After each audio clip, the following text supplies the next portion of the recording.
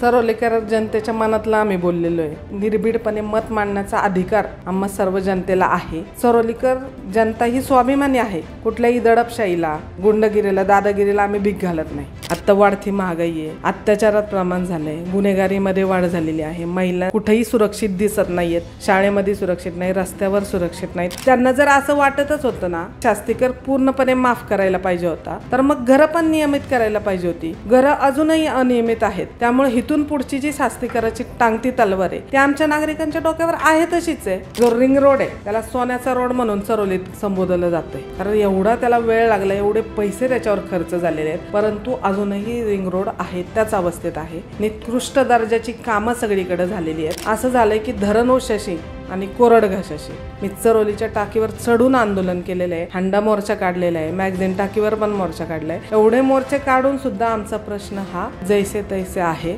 आमच्या नाका खालून लाईन नेली। त्यांना 3 वर्ष झालं भामासखेडचं पाणी उपलब्ध आहे, अजूनही आमची भामासखेडची लाईन सुरू नाही।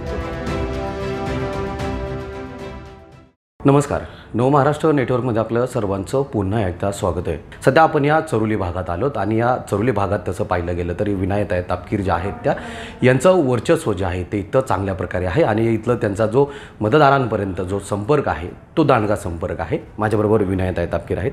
ताई, काय सांगाल? खरं तर पाहिलं गेलं तर तुम्ही आज अजित भाऊ बरोबर तुम्ही आज साथ देत आहे, आज तुम्हाला आमदार कशा प्रकारे हवा आहे?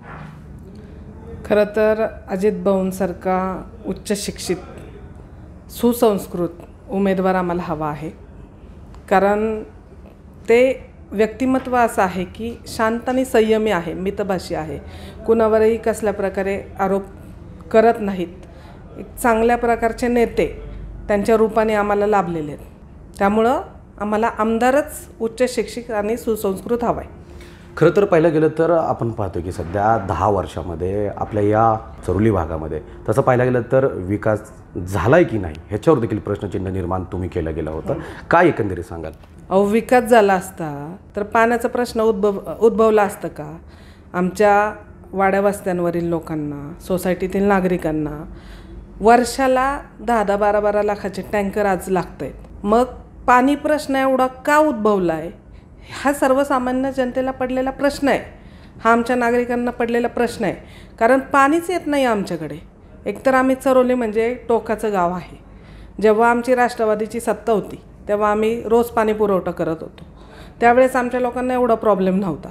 आणि आज जेव्हा भाजपची सत्ता आलेली आहे तेव्हा त्यांनी दिवसाआड पाणी पुरवठा केला। बरं, दिवसाआड पाणी पुरवठा केला तर केला, परंतु जो पाणी पुरवठा आज होतोय तो पण विस्कळीत होतोय। जर शटडाऊन झालं, जर काही दुरुस्ती निघाली तर 8-8, 10-10 दिवस आमचा पाणी पुरवठा विस्कळीत असतो आणि तसंही खूप कमी प्रेशरने पाणी आमच्या सगळ्या चरोलीतील नागरिकांना मिळतं आहे आणि हा भुर्दंड आमच्या सामान्य जनतेला त्यांच्या खिशाला बसतोय। ही खूप मोठी शोकांतिका आहे। खरं तर पाहिलं गेलं तर आपण पाहिलं की म्हणजे महापौर देखील आपल्या चरोली गावातले होते। तसं पाहिलं गेलं तर सध्या आता धरणं फुल भरलेली पाहायला मिळत आहेत, पाणी एक टाईम येते। मग सध्या आता इथं जे महापौर होऊन गेले त्यांनी हा प्रश्न मार्गी लावणं अत्यंत महत्त्वाचं होतं। सत्ताधारी म्हणतायत इथला विकास झाला आहे, मग विकास कुठे गेला? नाही, महत्त्वाचा प्रश्न काय आहे, आम्हाला भामासखेडचं पाणी मिळायला हवं होतं। भामासखेडचं पाणी पुणे महानगरपालिकेने आमच्या चरोलीतनं आमच्या नाका खालून लाईन नेली। त्यांना 3 वर्ष झालं भामासखेडचं पाणी उपलब्ध आहे, अजूनही आमची भामासखेडची लाईन सुरू नाही, कुठेही दिसत नाही सुरू, फक्त कागदावर दिसतीये। आणि हाच सगळ्यात मोठा प्रश्न आज चरोली भागात आहे। हा प्रश्न सगळ्यांना सतावतोय। असं झालंय की धरण उशाशी आणि कोरड घाशाशी ही व्याख्या सगळीकडे आहे आमच्या चरोलीतल्या नागरिकांना। सोसायट्यांमध्ये फार जटिल प्रश्न आहे पाण्याचा आणि ह्या पाणी प्रश्नावर मी वेळोवेळी आवाज उठवलेला आहे। सभागृहात मी भांडती आहे, 10 वर्ष झाले। मी चरोलीच्या टाकीवर चढून आंदोलन केलेलं आहे, हंडा मोर्चा काढलेला आहे, मॅगझिन टाकीवर पण मोर्चा काढला आहे। एवढे मोर्चे काढून सुद्धा आमचा प्रश्न हा जैसे तैसे आहे, कारण ह्याच्यावर ह्या सत्ताधारी नेत्यांचं लक्ष नाही आहे आणि प्रशासनाचं लक्ष नाही आहे। हे फक्त काय म्हणतात ना, खाण्यामध्ये व्यस्त आहे। खरं तर विकास हा राष्ट्रवादी काँग्रेसच्या काळातला आहे आणि सत्ताधारी नेते म्हणतात की रस्ते झाले, परंतु हे रस्ते आहे ना त्यांचे प्लॉट आहेत तिथेच रस्ते झालेले आहेत आणि जे रस्ते आहेत ते कुठला रस्ता पूर्ण झाला हे त्यांनी मला दाखवून द्यावं. हे सगळे रस्ते अपूर्णावस्थेत आहेत. आणि जो रिंग रोड आहे त्याला सोन्याचा रोड म्हणून चरोलीत संबोधलं जातं आहे. कारण एवढा त्याला वेळ लागला, एवढे पैसे त्याच्यावर खर्च झालेले आहेत, परंतु अजूनही रिंग रोड आहे त्याच अवस्थेत आहे. निकृष्ट दर्जाची कामं सगळीकडे झालेली आहेत. कारण ह्यांची ठेकेदारी, ह्यांचीच भागीदारी, ह्यांचेच टेंडर, हे सगळे रस्ते त्याच्यामुळे निकृष्ट दर्जाचे आमच्या चरोलीमध्ये झालेले आहेत. कुठलाही रस्ता आजही पूर्ण अवस्थेत झालेला नाही. तसं पाहिलं गेलं तर आपण पाहतोय सत्ताधाऱ्यांतून जे नगरसेवक जे आहेत ते सध्या बाहेर पडत आहेत, त्यांची नाराजी ते व्यक्त करत आहेत. आम्हाला ज्या ठिकाणी कामं करायची होती आमच्या भागामध्ये तिथं आम्हाला निधी उपलब्ध होत नव्हता, त्याच्यामुळे आम्ही नाराज होऊन सध्या अजित भाऊंची सध्या नगरसेवक जे आहेत ते साथ देत आहेत. काय एकंदरीत असे प्रकार घडत आहेत, काय वाटतं तुम्हाला? खरं तर गेल्या 10 वर्षात त्यांच्याच सत्ताधारी नगरसेवकांची गळचेपी झालेली आहे. आणि जी नगरसेवकांची कामं आहे, जी महानगरपालिकेची कामं आहे, ती आमदार म्हणतात की आम्ही केली. आमदारांनी महाराष्ट्र शासनाचा कुठला मोठा प्रोजेक्ट हा इथं आणला आहे तो दाखवावा. कारण महानगरपालिकेची कामं ही नगरसेवकांची आहे आणि त्यांना कुठलीही मोकळीक दिलेली नाही आहे काम करताना. त्यामुळे त्यांच्यातले सगळे जे नेते आहेत आत्ता नगरसेवक आहेत जे साथ सोडून चाललेले आहेत, ह्याच्यामुळंच की त्यांना काम करण्याचं स्वातंत्र्य नाही आहे, त्यांना वैचारिक स्वातंत्र्य नाही आहे, त्यांना कुठल्याही प्रकारचा निधी तिथं उपलब्ध करून दिलेला नाही आहे. आणि ही सगळी नाराजी आज व्यक्त होती आहे. म्हणून त्यांचे नगरसेवक त्यांची साथ सोडून आज जाताना दिसत आहेत. आम्ही छत्रपती शिवरायांच्या मावळे आहेत, लक्षात घ्या. आणि हे आमचा महाराष्ट्राची अस्मिता आहे, आमच्या महाराष्ट्राचा स्वाभिमान आहे. आणि मनाला कुठंतरी खंत वाटते की छत्रपती शिवरायांना आणि संभाजीराजांना सुद्धा यांनी सोडलेलं नाही. ह्यांचीच ठेकेदारी त्याच्यामध्ये आहे. जो कॉन्ट्रॅक्टर आहे तो ह्यांचाच आहे. आणि ब्रॉन्झ धातूला आजपर्यंत कुठं तडे गेलेत हे दाखवून द्यावं. शेंबडा पोरगासुद्धा सांगेल की ब्रॉन्झ धातूला तडे जातात की नाही. म्हणजे कुठं खावं आणि किती खावं हे सत्ताधाऱ्यांना झालं आहे. तसं पाहिलं गेलं तर आपण पाहतो की त्यांनी म्हणजे जो काही कर या ठिकाणी जो माफ केला ते सांगतायत, एक अशी लिस्टच त्यांनी काढलेली की बाबा मी एवढा तो यांनी माफ केला आहे. काय वाटतं एकंदरीत त्याबद्दल? अहो, हा महाराष्ट्र शासनाचा निर्णय आहे, हा महाराष्ट्र राज्याला लागू झालेला आहे. हा जो कर आहे तो 500 स्क्वेअर फुटाचा कर माफ झाला आहे फक्त. आणि हा राज्य शासनाने घेतलेला निर्णय आहे, ह्याचा सर्वांनी पाठपुरावा केलेला आहे. त्याचे एक कुणी श्रेय घेऊ नये. आणि त्यांना जर असं वाटतच होतं ना की शास्तीकर पूर्णपणे माफ करायला पाहिजे होता, तर मग घरं पण नियमित करायला पाहिजे होती. घरं अजूनही अनियमित आहेत. त्यामुळे इथून पुढची जी शास्तीकराची टांगती तलवार आहे ती आमच्या नागरिकांच्या डोक्यावर आहे तशीच आहे. मग फक्त थोडंसं प्रलोभन दाखवून तुम्ही काय साध्य केलं? चरोलीमध्ये सगळ्यात पहिली महिला कोण असेल रस्त्यावर उतरणारी करोनाच्या काळात, तर विनया तापकीर असेल. सगळ्यात पहिली मी रस्त्यावर उतरलेली आहे करोनाच्या काळात. मी कुठलीही भीडभाड बाळगलेली नाही. कुटुंबाचं आरोग्यसुद्धा मी त्यावेळेस जपलेलं नाही. पण सगळ्यात पहिले मी डबे चालू केले. जे आमच्या चरोलीमध्ये जे रस्त्यावर नागरिक होते त्यांच्यासाठी आम्ही स्वतः डबे करून ते दिले नागरिकांना. त्याच्यानंतर आम्ही अन्नधान्याचे पॅकिंग, म्हणजे त्यात भाजीपाल्यासकट मसाल्यांसकट आम्ही तेल, ते सगळं भाजीपाल्यांचे पॅकिंग, अन्नधान्याचे पॅकिंग हे प्रत्येक नागरिकांना पुरवले. आणि त्याच्यानंतर ज्यांना ज्यांना रेमडेसिवीर हवं आहे, ज्यांना ज्यांना बेड हवा आहे, ज्यांना ज्यांना ICU हवं आहे, आणि ते उपलब्ध करून दिले. तसंच आम्ही मोफत जेवण चालू केलं नागरिकांसाठी. आणि जागोजागी व्हॅक्सिनेशनचे कॅम्प लावले. म्हणजे ह्या प्रकारे करोनामध्ये आमच्या सगळ्या नेत्यांनी प्रत्येक नागरिकाला तिथं मदत केलेली. कुणीही घरी बसून नव्हतं. नागरिकांना एक मायेचा हात त्यावेळेस पाहिजे होता आणि तो महाविकास आघाडीच्या सर्व नेत्यांनी आम्ही दिलेला आहे. खरं तर करोनामध्ये कोण बाहेर होतं आणि कोण आतमध्ये होतं हे जनताच तुम्हाला सांगेल. आता तुम्ही पराभव दिसू लागल्यामुळं करोनाचं काढताय, परंतु कोण सक्रिय होतं हे सगळ्यांना माहिती आहे. आणि अशी वक्तव्य करणं हे चुकीचं आहे. त्यावेळेस पूर्ण सगळी लोकच रस्त्यावर उतरली होती. जी मदत करत होती ती सगळी नेते मंडळी ही लोकांसाठी झटत होती. आणि कुणीही त्याचं क्रेडिट घेऊ नये असं मला वाटतं. काय वाटतं आता ज्या विधानसभा येत आहेत त्या विधानसभेमध्ये नक्कीच हे सगळे नागरिक जागृत आहेत, नक्कीच महाविकास आघाडीला साथ देतील का? मग काय वाटतं तुम्हाला? 100% साथ देतील. एकतर महाराष्ट्र राज्यावर काय संकट आलेलं आहे हे नागरिकांनी पाहिलेलं आहे.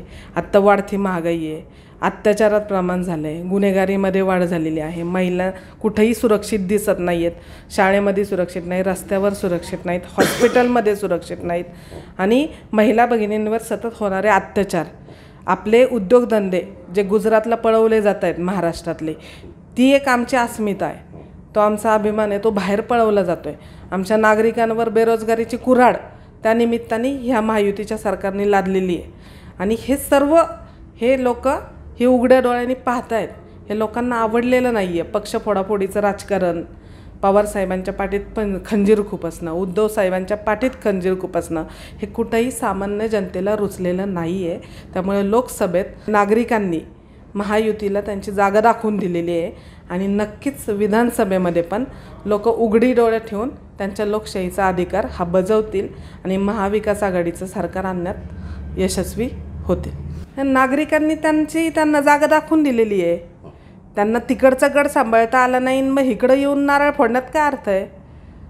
नागरिक उघड्या डोळ्यांनी सगळं पाहत आहेत की आज महाराष्ट्रावर कुठली संकटं चालून आलीत ह्या महायुती सरकारमुळं आणि नागरिक ते मतदान रूपी ह्याच्यातनं आशीर्वाद देणारच आहेत आम्हाला महाविकास आघाडीला आणि नक्कीच आमचे अजित भाऊ हे आमदार होतील. ही काळ्या दगडावरची पांढरी रेष आहे. चरोली गावामध्ये माझा शेवटचा प्रश्न आहे. आता या चरोली गावामधून तुमचं चांगला दांडगा संपर्क आहे. कशाप्रकारे तुम्ही आता मताधिक्य देऊन अजित भाऊंना विजयाची वाटचाल जी आहे ते करून देणार आहात? आम्ही चरोलीतल्या वाड्या वस्त्या सोसायट्या पिंजून काढत आहोत. प्रत्येक नागरिकाला जे महाराष्ट्रात चाललेलं आहे, जे महाराष्ट्रावर जी संकट आलेली आहेत, या महायुती सरकारने सगळे आपल्यावर लादलेली आहेत, ते सगळं आम्ही नागरिकांना समजून सांगतो आहे. फेस टू फेस जातो आहे, घर टू घर जातो आहे, वाड्या वस्त्या पण पिंजून काढतो आहे आणि लोकांना समजून देतो आहे की महाविकास आघाडीला मतदान करणं का गरजेचं आहे आणि जर आपण महायुतीला परत मतदान दिलं तर आपल्यावर बेरोजगारीची कुऱ्हाड, महागाईची कुऱ्हाड, अत्याचाराची कुऱ्हाड ही आपल्या डोक्यावर असणार आहे कायमस्वरूपी. त्यामुळं लोकांचा पण चांगला आम्हाला प्रतिसाद मिळतो आहे की ताई आम्ही सगळे तुमच्याबरोबर आहोत, तुम्ही काही काळजी करू नका. आम्ही महाविकास आघाडीलाच मतदान करणार आणि अजित भाऊंनाच मतदान करणार आणि तुतारी वाजवणार, हे 100% आहे. मी सर्व वाड्या वस्त्यांवरील लोक असतील, आमच्या सोसायटीतील नागरिक असतील, सर्व नागरिकांना हेच आव्हान करेल की आता तुम्हाला मंदिरं बांधून मिळतील, शेड टाकून मिळतील, CCTV कॅमेरे बसून मिळतील, ब्लॉक टाकून मिळतील, हे सगळं तुम्हाला मिळणार आहे आणि मिळालं पण आहे. त्या आमिषाला बळी न पडता तुम्हाला जो पाण्याचा प्रश्न आहे, ह्या पाण्यासाठी आपल्याला 10-12 लाखाचा भुर्दंड बसतो आहे आपल्या खिशाला, ते पाहावं. थोडक्या आमिषाला बळी पडू नका.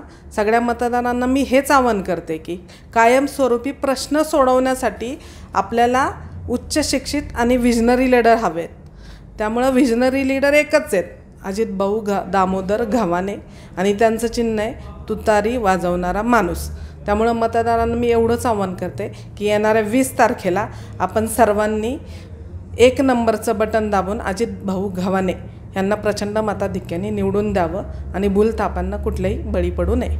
खरं तर पाहिलं गेलं तर ताई, काल 1-2 दिवसापूर्वी दिघी भागामध्ये जे आहे ते सत्ताधाऱ्यांची सभेचं त्या ठिकाणी आयोजन करण्यात आलं होतं.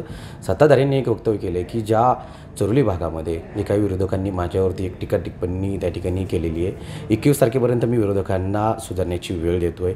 तुम्ही विरोधक आहात, काय वाटते एकंदरीत तुम्हाला, कसं त्या वक्तव्याकडे तुम्ही पाहता? चरोलीकर जनतेच्या मनातला आम्ही बोललेलो आहे. त्यामुळं संविधानाने आम्हाला अधिकार दिलेला आहे, निर्भीडपणे मत मांडण्याचा अधिकार आम्हा सर्व जनतेला आहे आणि चरोलीकर जनता ही स्वाभिमानी आहे. कुठल्याही दडपशाहीला, गुंडगिरीला, दादागिरीला आम्ही भीक घालत नाही. त्यामुळं जशाच तसं उत्तर देण्यासाठी आम्ही सक्षम आहोत. नक्कीच आपण पाहतो या ठिकाणी आपण चोरली गावामध्ये आलो होतो आणि या चोरली गावामध्ये विनायकताई तापकीर आहेत आणि या राष्ट्रवादी काँग्रेस शरदचंद्र पवार गटामध्ये ज्या आहेत आणि सध्या या चोरली गावातून जे आहेत ते अजित गव्हाणेंना मोठं असं म्हणजे मताधिक्य देऊन अजित गव्हाणेंना जे आहेत ते आम्ही निवडून आणण्याचं काम या ठिकाणी करू, अशा प्रकारे जे वक्तव्य विनायकताई तापकीर यांनी केलं पाहायला मिळते. नवमहाराष्ट्र नेटवर्कसाठी विकास चौधरी, पिंपरी चिंचवड, भोसरी.